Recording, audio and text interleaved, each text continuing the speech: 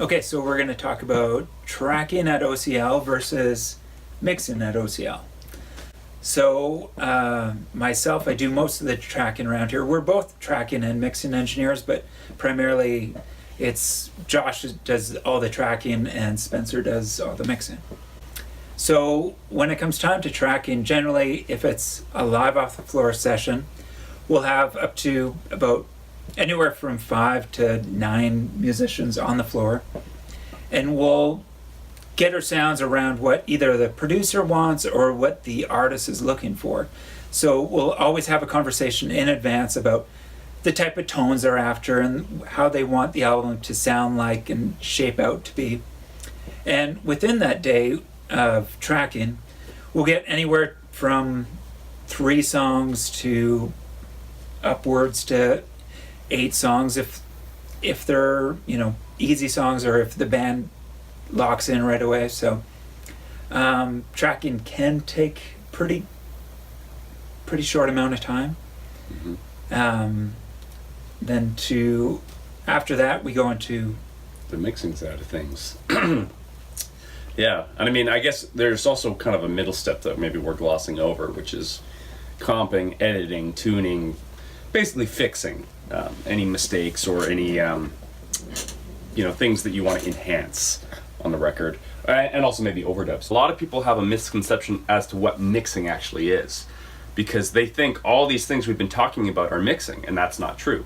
Mixing is once everything has been edited, comp, tuned, pieced together, all the overdubs are done, the arrangement is complete, it's like, this is the song. The mixer's job is to make it come to life and basically feel good and make it like sonically maybe have the the right balances and all that. But mixing is not editing, it's not tuning, it's not comping.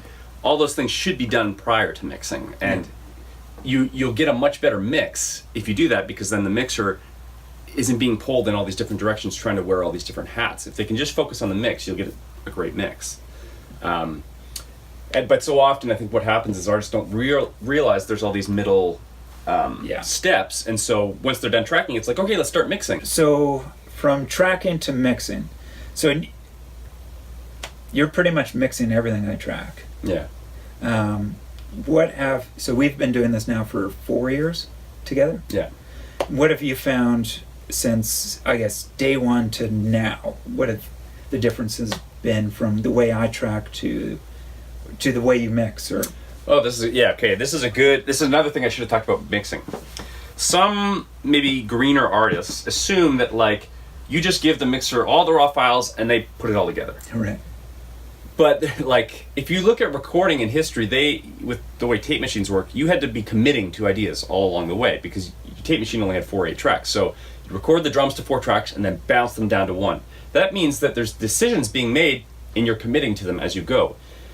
If you just end up giving 250 tracks to the mixer to sort through, and there are so many options for, I don't want to say it going wrong, but it just you could take a mix in 1,000 different directions. So if you give the mixer 250 options, you're probably not going to end up with something that's exactly what you wanted or that you envisioned. Yeah, exactly.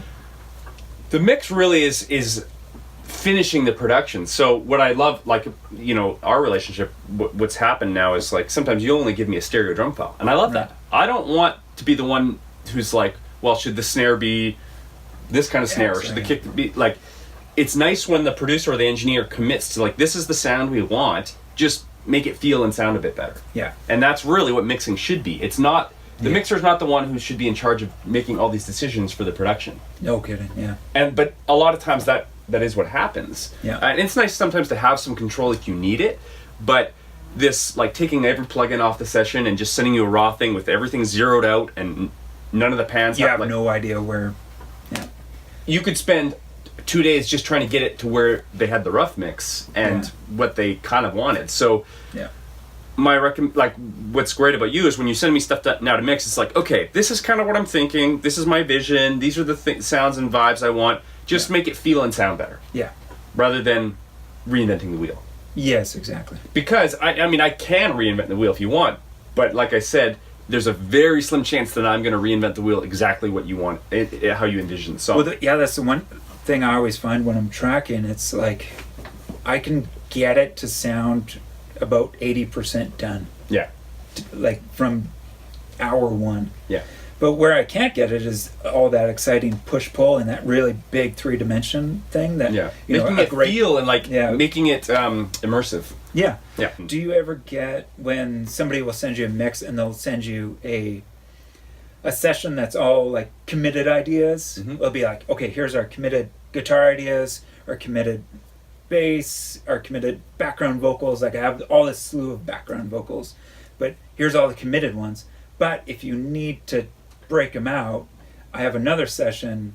I label it as like Yeah. pre-edit, and you can grab from, like, if you hate the blend of my background vocals. Do you ever get that sort of Yes, stuff? I Or do. I you mean, recommend it I've been asking for that lately, and it makes a world of difference. And just in case, like, as a yeah, or what I'll do is I'll say, send me all your committed stuff. If I need something else, like maybe they have all these vocal effects on, and to mix the vocal properly, it's too much or it's not the right.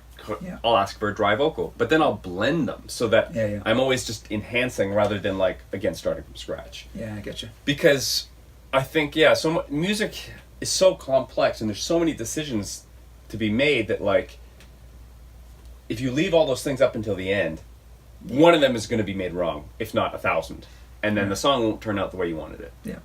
So, yeah. Good.